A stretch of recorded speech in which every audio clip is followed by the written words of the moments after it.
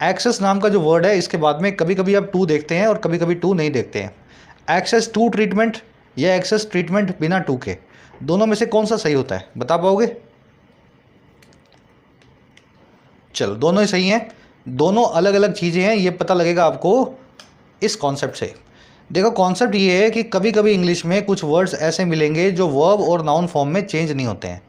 Verb form में भी access, noun form में भी एक्सेस, वर्ब फॉर्म में भी अटैक, नाउन फॉर्म में भी अटैक।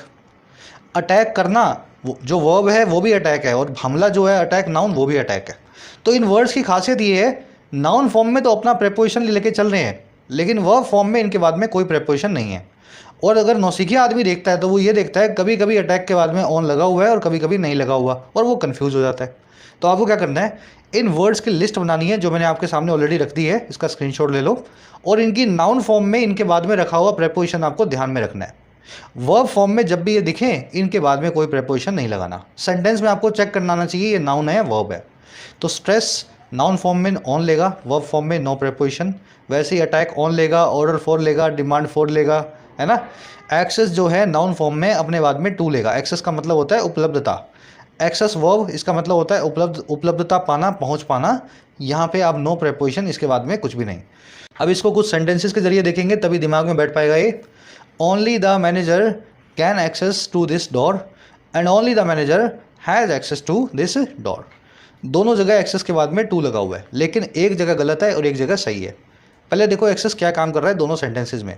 यहाँ पे कैन हेल्पिंग वर्ब है, एक्सेस मेन वर्ब है, तो एक्सेस यहाँ पे बन गया वर्ब।